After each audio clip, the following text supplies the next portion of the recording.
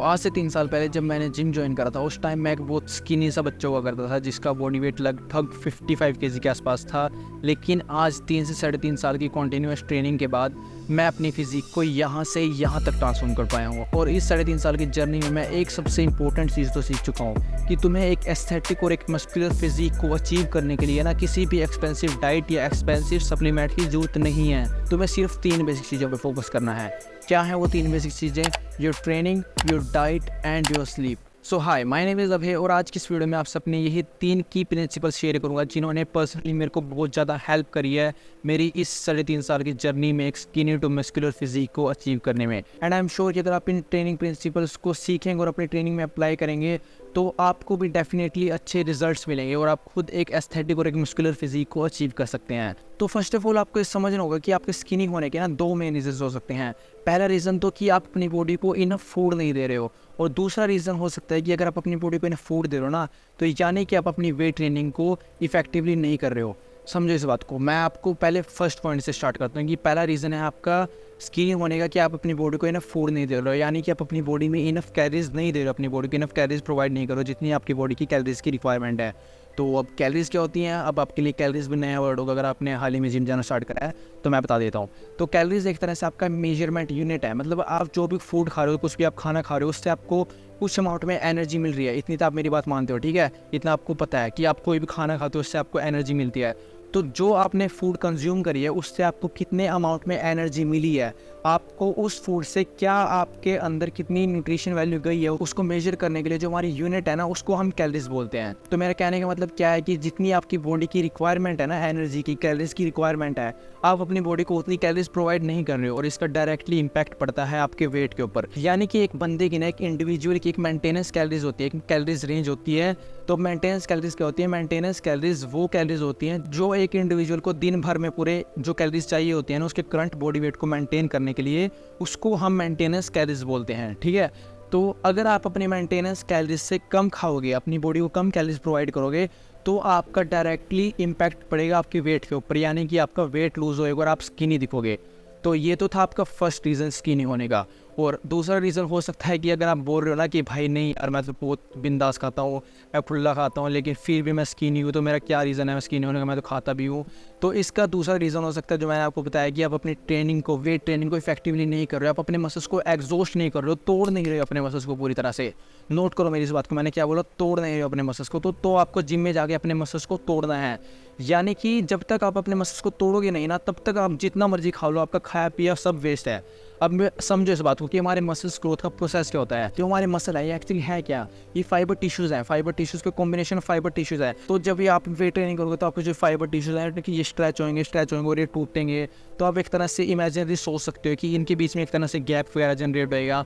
और जब घर जाके आप इसको इनफ डाइट दोगे ना, तो जो वो डाइट है ना आपकी, वो एक तरह से इसके लिए हीलिंग का काम करेगी, इसको हील करेगी आपके मसल को। जो आपने जिम में मसल को तोड़ा है ना, तो जो आपकी डाइट है, जो आपको घर आके उसको डाइट दोगे, वो उसको रिपेयर करेगी आपके मसल को। और जब वो रिपेयर होंगे तो वो और बड़े होंगे। तो आप इस चीज़ को इस तरह समझ सकते हो कि कभी बचपन में आपको कोई चोट या कोई कट वगैरह लग गया हो, तो आपने कभी ध्यान से नोटिस करोगा कि जब हमारा कट लगता है तो स्टार्टिंग में तो उसमें से खून निकल रहा होता है, ब्लीडिंग होती है उसमें से गंदे तरीके से। और जब आप उसके ऊपर दवाई या पट्टी वगैरह करते हो और उसको रिकवर होने के लिए टाइम देते हो, तो जब आपका वो जख्म है, जो आपकी चोट वगैरह वो हील हो जाती है, कभी आपने ध्यान से नोटिस करोगे जब आपका जो चोट है वो हील हो गया है, तो उसके ऊपर एक स्किन की न्यू लेयर आती है। तो आपने कभी नोटिस करोगे ध्यान से कि जो आपकी नेचुरल स्किन की लेयर होती है ना, और जो आपकी न्यू स्किन की लेयर आई है, वो थोड़ी सी ऊपर उठी हुई होती है, ठीक है? तो मैं सिर्फ आपको एग्जांपल के तौर पे बता रहा हूँ ये बात कि हमारे मसल्स का भी कहीं ना कहीं सेम इसी तरह से जो मसल ग्रोथ का प्रोसेस है वो काम करता है। जब आप जिम में अपने मसल्स को तोड़ोगे ना, और जब घर आके उसको डाइट दोगे, तो जो वो डाइट है ना, वो उसके लिए हीलिंग का काम करेगी, उसके लिए मैजिक का काम करेगी।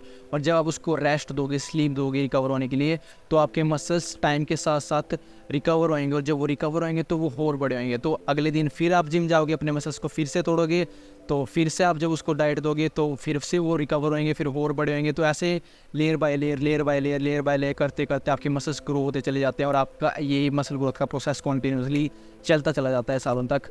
तो यही है हमारे मसल ग्रोथ का प्रोसेस। तो अब मेरा मेन मोटिव क्या है ये चीज़ आपको बताने का? देखो, अगर आप ये बात बोलते हो कि भाई मैं अगर खा रहा हूँ, इनफ खा रहा हूँ, लेकिन मैं फिर भी पतला हूँ, तो इसका मेन रीज़न यही है मेरे भाई कि अगर आप खा रहे हो ना इनफ फूड दे रहे हो अपनी बॉडी को, लेकिन फिर भी आपका जो खाया पिया आप बोलते हो ना, कि बहुत बंदों का ये एक्सक्यूज़ होता है, मैंने बहुत बंदों के मुंह से बात सुनी है कि भाई यार मैं तो बहुत खाता हूँ, मैं फिर भी मेरा खाया पिया नहीं लगता, मेरा तो मेटाबॉलिज्म फास्ट है। तो ये तुम्हारा एक्सक्यूज़ है, तुम्हारा मेटाबॉलिज्म फास्ट नहीं है, तुम सिर्फ अपनी ट्रेनिंग को इफेक्टिवली नहीं कर रहे हो। तो मैंने तुम्हें बता दिया पूरे डिटेल में कि हमारे मसल ग्रोथ का प्रोसेस क्या होता है। तो जब तक आप अपने मसल्स को तोड़ोगे नहीं ना, तो आप ये कैसे बोल सकते हो कि आपके मसल फाइबर्स टूटेंगे और उनमें गैप जनरेट होएगा। तो ये नहीं हो सकता ब्रो। जब तक आप अपने मसल्स को इफेक्टिवली नहीं ट्रेन करोगे, आपके मसल फाइबर्स नहीं टूटेंगे। और जब तक आप अपने मसल फाइबर्स को नहीं तोड़ोगे, तो आप जितना मर्जी खा लो, आप उसको खाया पिया आपके मसल्स में नहीं लगेगा। वो हाँ, वो हो सकता है कि आपका वो जो खाया पिया वो आपकी बॉडी में फैट के तौर पे स्टोर हो सकता है, लेकिन कभी भी वो आपके मसल्स में नहीं लगेगा जब तक आप अपने मसल्स को ब्रेक डाउन नहीं करोगे। तो मैंने वही बात बोली ना, आपको चोट वाला एग्जांपल दिया था ना मैंने। अब यार देखो, जब तक आपको कोई चोट या कट वगैरह नहीं लगेगा ना आपकी बॉडी के ऊपर, तो आप कैसे सोच सकते हो कि आपकी बॉडी खुद ब खुद उसका जो इंटरनल फंक्शनिंग होती है हमारी बॉडी की, उसको वो हील कर देगी। तो ये तो आपने कभी नहीं देखा होगा ना कि आपको कोई चोट या कोई कट वगैरह नहीं लगा, लेकिन फिर भी आपकी जो बॉडी है वो खुद ब खुद एक न्यू लेयर जनरेट करी आपकी नेचुरल स्किन के ऊपर। तो ऐसा नहीं होता। तो फर्स्ट ऑफ ऑल तुम्हें वो चोट लगानी होगी अपनी बॉडी के ऊपर, वो कट लगाना होगा, उसी के बाद तुम्हारी बॉडी उसको हील करेगी, उसके ऊपर एक न्यू स्किन की लेयर जनरेट करेगी। ठीक है, तो समझो इस बात को कि जब तक अपने मसल्स को तोड़ोगे नहीं, तो तुम्हारा खाया पिया नहीं लगेगा। ठीक है, तो अब तुम्हारे दिमाग में क्वेश्चन आ रहा होगा कि भाई तूने बोल तो दिया कि अपने मसल्स को तोड़ना है, तो अब ट्रेनिंग कौन सी करें, हम क्या ट्रेनिंग रूटीन फॉलो करें, कौन सी स्प्लिट फॉलो करें जिससे हमें अच्छे रिजल्ट्स मिले। और मैं पर्सनली कौन सी ट्रेनिंग स्प्लिट फॉलो करता हूँ जिससे मेरे को इतने अच्छे रिजल्ट्स मिलते हैं। तो जायज़ सी बात है ये क्वेश्चन आपके दिमाग में आना। तो भाई पहले तो अपने दिमाग में से ये मिसकंसेप्शन निकाल दो कि भाई ब्रो स्प्लिट ज़्यादा इफेक्टिव है या पुश पुल लेग ज़्यादा इफेक्टिव है। तो ये किसी साइंटिफिक रिसर्च में प्रूवन नहीं है, या कहीं भी लिखा नहीं है कि भाई तुम्हें ब्रो स्प्लिट ही करनी है, तुम्हें उससे ज़्यादा अच्छे रिजल्ट मिलेंगे, या तुम्हें पुश पुल लेग ही करनी है, तुम्हें उससे ज़्यादा अच्छे रिजल्ट मिलेंगे। तो तुम्हें वो एक्सरसाइज रूटीन फॉलो करना है जिससे तुम्हें पर्सनली खुद रिजल्ट देखने को मिल रहे हैं।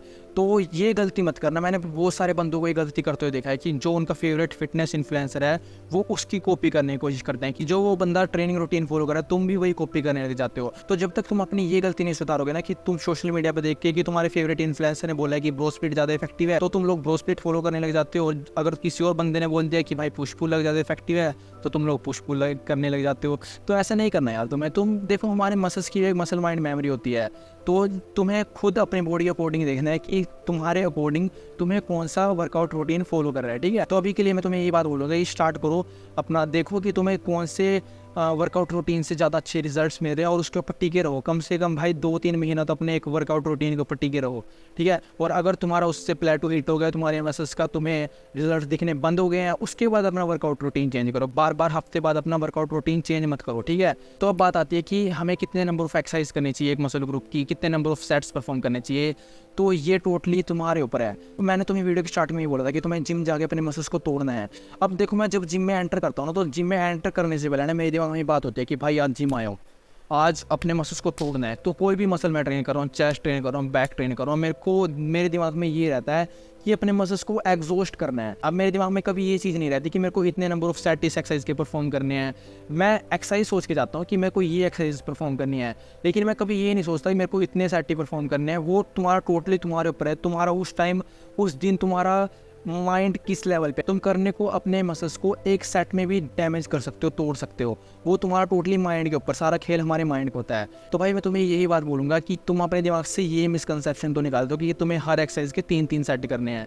पता नहीं किस बंदे ने भाई ये बात चला रखी है कि भाई तुम्हें हर एक्सरसाइज के 3-3 सेट करने हैं। बिगिनर के दिमाग में बस यही बात होती है कि भाई मैं हर एक्सरसाइज के 3-3 सेट करूँ। तो तुम्हें ये गलती नहीं करनी है। मैं तुम्हें बता देता हूँ, पर्सनली मैं एक मसल ग्रुप की 3 या 4 एक्सरसाइज करता हूँ। मतलब अगर आपका मसल ग्रुप बड़ा है, जैसे कि हमारे बैक होगी, लेग्स होगी, चेस्ट होगी, हमारे बड़े मसल्स ग्रुप है, तो इनकी मैं कम से कम 3 या 4 एक्सरसाइज करता हूँ, ज़्यादा नहीं करता। और जो हमारे छोटे मसल्स हो गए, जैसे हमारे बाइसेप या ट्राइसेप हो गए, इनकी मैं ज़्यादा एक्सरसाइज नहीं करता, इनकी मैं 2 या 3 एक्सरसाइज करता हूँ। तो तुम्हें इस चीज़ पे फोकस नहीं करना कि तुम कितने नंबर ऑफ एक्सरसाइज करो, तुम्हें इस चीज़ पे फोकस करना है कि तुम जो भी तुम एक्सरसाइज करो ना, तुम उसमें अपना 100% दे रहे हो, अपने मसल्स को तोड़ रहे हो। तो अब ट्रेनिंग के रिगार्डिंग जो भी तुम्हारे मिसकंसेप्शंस वगैरह होंगे, जो भी तुम्हारे क्वेश्चंस वगैरह होंगे, आई होप तुम्हारे वो क्वेश्चंस क्लियर हो गए होंगे सारे के सारे। तो अब ट्रेनिंग तो थी हमारे मसल्स को तोड़ने के लिए, डैमेज करने के लिए, और अब बात करते हैं डाइट के बारे में कि आप अपने मसल्स को अब हील कैसे करना है। तो डाइट में मेनली ये बोलूँगा कि जो डाइट में हमारा सबसे इंपॉर्टेंट चीज़ होती है वो है प्रोटीन। अब तुमने सुना भी होगा भाई, अगर मसल बिल्ड करना है तो प्रोटीन तो चाहिए है, तो प्रोटीन हमारा सबसे मेन है। तो मैं अब ये चीज़ नहीं बोलूँगा कि तुम्हारे बाकी मैक्रोन्यूट्रिएंट्स इंपॉर्टेंट नहीं है, तो वो भी इंपॉर्टेंट है। अब जब हम बल्किंग की बात करते हैं ना, तो बल्किंग में कहीं ना कहीं हम प्रोटीन हमारा पर पाउंड बॉडी वेट चल जाता है, लेकिन जो हमारा बल्किंग ज़्यादातर खेल होता है ना, वो हमारी कार्ब्स के ऊपर होता है। हमें अपनी कार्ब्स हाई रखनी पड़ती हैं और प्रोटीन हमारा पर पाउंड बॉडी वेट चल जाता है। तो मैं तुमसे बातें तो बहुत ज़्यादा कर रहा हूँ मैक्रोज और मैक्रोन्यूट्रिएंट्स के बारे में, लेकिन अब तुम्हारे दिमाग में कन्फ्यूजन क्रिएट हो गई होगी, भाई तुम बोल तो रहा है यार प्रोटीन हमें इतना चाहिए, इतना प्रोटीन चाहिए, इतने अमाउंट में हमें मैक्रोज चाहिए, लेकिन भाई हम निकालें कैसे ये सब चीज़ें कि हमें खुद के अकॉर्डिंग हमें कितने मैक्रोन्यूट्रिएंट्स चाहिए, कितना प्रोटीन चाहिए, कितना कार्ब्स चाहिए। तो मेरे भाई टेंशन मत लो, मैंने इसके ऊपर भी एक वीडियो बना रखी है। मैंने मेरे ख्याल से बहुत पहले बनाई थी यार वीडियो ना, 1.5-2 साल पहले बनाई थी वीडियो। मैंने उस वीडियो में प्रॉपर समझा रखा है तुम्हें बोर्ड के ऊपर लिख के कि कैसे तुम्हें अपने मैक्रोज कैसे कैलकुलेट करने हैं, कितने अमाउंट में प्रोटीन कैसे कैलकुलेट करना है तुम्हें। तो तुम उस वीडियो को चेकआउट कर सकते हो, मैं आई बटन में लिंक दे दूँगा उस वीडियो का। बाकी अब बात करते हैं डाइट के बारे में कि मैं डाइट में क्या कंज्यूम करता हूँ। देखो भाई, अब मैं वेजिटेरियन हूँ, ठीक है, मैंने बोला प्रोटीन सबसे इंपॉर्टेंट होता है, तो अब भाई वेजिटेरियन में प्रोटीन के इतने सोर्सेज नहीं होते, तो मैं तो ज़्यादातर डिपेंड रहता हूँ यार सोया चंक्स के ऊपर। मैं ज़्यादातर कंज्यूम सोया चंक्स ही करता हूँ अपने प्रोटीन गोल्स को हिट करने के लिए, क्योंकि भाई मैं सप्लीमेंट्स वगैरह भी यूज़ नहीं कर रहा हूँ, वे प्रोटीन्स वगैरह। मैंने जो अपनी ये ट्रांसफॉर्मेशन करी है ना, ये 3 साल की मैंने बिना सप्लीमेंट्स की करी है। तो मैं 100 ग्राम तक तो सोया चंक्स कंज्यूम करता हूँ अपने डाइट में। और बाकी आपके और भी सोर्सेज है आपके प्रोटीन के, आपका दूध हो गया, आपकी दही होगी, आपकी दाल होगी, और मैं स्प्राउट्स भी बहुत ज़्यादा कंज्यूम करता हूँ। आपकी मूंग दाल होगी, आपके चना हो गए, काला चना हो गए, तो इसके ऊपर भी मैंने वीडियो बना रखी है, वो देख सकते हो आप। बाकी डाइट में यार आपको मेनली अपना सोचना है कि आपको बस अपना प्रोटीन गोल हिट कर देना है किसी भी तरीके से। मैंने आपको बता दिया ना कि आपको अपना प्रोटीन कैसे निकालना है, आप वो वीडियो में देख सकते हो जाके। तो आपके दिमाग में बस एक चीज़ होनी चाहिए कि भाई मेरे को बस अपना प्रोटीन गोल हिट करना है, ठीक है, क्योंकि प्रोटीन ही है यार हमारा जो बिल्डिंग ब्लॉक है ना हमारे मसल्स के, वो प्रोटीन ही है, ठीक है। तो अब तुम्हारे दिमाग में क्वेश्चन आ रहा होगा कि भाई प्रोटीन की बात आई है तो क्या हम सप्लीमेंट ले लें? तो भाई ये टोटली तुम्हारे ऊपर डिपेंड है। तुम अगर अपना प्रोटीन सप्लीमेंट से पूरा करना चाहते हो तो तुम सप्लीमेंट से भी कर सकते हो, और करने को तुम होल फूड से अपना आसानी से अपना प्रोटीन गोल हिट कर सकते हो। अब मैं अपना दिन भर में मेरा 180 ग्राम मैं प्रोटीन विदाउट सप्लीमेंट सिर्फ होल फूड से कंज्यूम करता हूँ, वो भी वेजिटेरियन डाइट से 180 ग्राम पर डे प्रोटीन। तो ये टोटली तुम्हारे ऊपर डिपेंड है कि तुम्हें सप्लीमेंट यूज़ करना है या होल फूड। सप्लीमेंट एक तरह से हमारे न्यूट्रिशन में ऐड होना है, ठीक है, ये हमारे लिए मैंडेटरी नहीं है कि हम तुम्हें सप्लीमेंट लेने ही लेने हैं। तुम्हें सिर्फ अपने मैक्रोज पे फोकस करना है कि तुम्हें अपने मैक्रोज को हिट करना है। तो ये कहीं नहीं लिखा कि तुम्हें सिर्फ सप्लीमेंट लोगे तभी तुम्हारी बॉडी बनेगी, ऐसा नहीं है भाई। तो तुम्हें सिर्फ अपने मैक्रोज पे फोकस करना है, अपने प्रोटीन गोल को हिट करने पे फोकस करना है। तो ये नहीं है कि वो तुम सप्लीमेंट से करो या तुम होल फूड से करो। हालांकि वो अलग बात है कि होल फूड से जब तुम करोगे तो तुम्हें ज़्यादा अच्छे बेनिफिट्स देखने को मिलेंगे। देखो, अगर तुम सप्लीमेंट्स की बात करो तो एक स्कूप वे प्रोटीन में तुम्हें 25 से 27 ग्राम प्रोटीन मिलता है, ठीक है। लेकिन अगर तुम वही होल फूड से कंज्यूम करोगे, सोया चंक से कंज्यूम करोगे, अगर तुम नॉन वेज तुम एग से कंज्यूम करोगे, तो तुम्हें उस एग में या उस सोया चंक्स में उस सप्लीमेंट के कंपैरिजन में और मैक्रोन्यूट्रिएंट्स भी मिल रहे हैं तुम्हें, और उसमें माइक्रोन्यूट्रिएंट्स मिल रहे हैं, तुम्हारे विटामिन एंड मिनरल्स मिल रहे हैं, जो कि तुम्हें एक स्कूप वे प्रोटीन में नहीं मिल रहा है। तो तुम्हें उसमें सिर्फ और सिर्फ प्रोटीन मिल रहा है, लेकिन तुम्हारा होल फूड में तुम्हें इसके साथ साथ प्रोटीन के साथ साथ तुम्हारे और मैक्रोन्यूट्रिएंट्स भी मिल रहे हैं। तुम्हारे माइक्रोन्यूट्रिएंट्स, विटामिन एंड मिनरल्स भी तुम्हारी बॉडी में जा रहे हैं, जो कि तुम्हारी हेल्प करेंगे तुम्हारे मसल्स को रिपेयर करने में। तो इसीलिए मैं अपने होल फूड पे ज़्यादा से ज़्यादा इंपॉर्टेंस देता हूँ अपने सप्लीमेंट के कंपैरिजन में। तो ये तो था हमारे डाइट के बारे में कि तुम्हें कैसे अपने डाइट को मेंटेन करना है, कैसे तुम्हें प्रोटीन गोल्स वगैरह वेट करना है। तो अब बात करते हैं हमारे थर्ड पॉइंट के बारे में, जो कि है हमारा स्लीप। तो भाई स्लीप हमारी रिकवरी के लिए ना भाई मैं ये चीज़ बोलूँगा, मैं अपने डाइट से ऊपर भी ना अपनी स्लीप को रखता हूँ, क्योंकि मैंने इस चीज़ को पर्सनली फील करा है कि अगर मैं अपनी डाइट ना पीक पे रख रहा हूँ और मैं कहीं भी अपनी जो स्लीप क्वालिटी है उसमें लैग कर जाता हूँ ना, मैं अपनी गुड स्लीप नहीं लेता हूँ, लेकिन मैं अपनी डाइट को पीक पे रख रहा हूँ, तो मेरे को इतने अच्छे रिजल्ट्स देखने को नहीं मिलते हैं। लेकिन इसी के कंपैरिजन में अगर मैं कभी अपनी डाइट में कुछ लैग कर जाता हूँ, लेकिन अगर मैं अपनी स्लीप को बिल्कुल पीक पे रखता हूँ, गुड क्वालिटी स्लीप लेता हूँ, तो मेरे को बहुत ज़्यादा अपने रिजल्ट्स में डिफरेंस देखने को मिलता है। तो मैंने इस चीज़ को पर्सनली फील करा है, इसलिए मैं आपको बता रहा हूँ। तो इस चीज़ को अपने दिमाग में बिठा लो यार कि तुम जितनी अच्छी नींद लोगे तुम्हारे मसल उतनी अच्छे तरीके से रिपेयर होंगे, क्योंकि हमारी बॉडी ना खुद को एक तरह से डीप स्लीप के दौरान ही सबसे अच्छे तरीके से हील कर पाती है। तो इसका मतलब ये नहीं है कि अब मैं तुम्हें ये बोल रहा हूँ कि तुम्हें सारा दिन सोते ही रहना, तो ऐसा नहीं है भाई। तो तुम्हें सिर्फ अगर तुम 7 से 8 घंटे की भी गुड क्वालिटी स्लीप ले रहे हो ना, तो तुम्हारे लिए वो सफिशिएंट है। तो मैं तुम्हें मिनिमम ये बोलूँगा कि कम से कम 7 घंटे की तो तुम अपनी बॉडी को इनफ गुड स्लीप दो, जो डीप स्लीप होती है वो उसको अपनी बॉडी को दो, ताकि तुम्हारी बॉडी हील कर सके अपने जो तुमने अपने मसल्स को तोड़ा है, ठीक है। तो यही थे मेरे 3 की प्रिंसिपल्स जिन्होंने पर्सनली मेरे को बहुत ज़्यादा हेल्प करी है स्किनी टू मस्कुलर फिजिक को अचीव करने में। और मेरे को पता है वीडियो तो थोड़ी यार लंबी चली गई होगी मेरे ख्याल से, लेकिन कोई बात नहीं, मैंने फिर भी यार कि जितना ज़्यादा से ज़्यादा हो उसका आपको पूरी डिटेल में समझाने की कोशिश करी है। एक तरह से आप बोल सकते हो कि जो मेरा 3 साल की जर्नी का जो एक्सपीरियंस था मैंने सिर्फ एक वीडियो के अंदर आपको बता दिया पूरी डिटेल में। तो आई होप कि अगर आप इन ट्रेनिंग प्रिंसिपल्स को अप्लाई करेंगे, खुद अपने देखेंगे, इनको सीखेंगे और अप्लाई करेंगे अपने ट्रेनिंग में, तो आपको डेफिनेटली अच्छे रिजल्ट्स देखने को मिलेंगे और आप खुद एक एस्थेटिक और एक मस्कुलर फिजिक को अचीव कर सकते हैं। तो ठीक है गाइस, मिलते हैं नेक्स्ट वीडियो में, तब तक के लिए बाय एंड टेक केयर।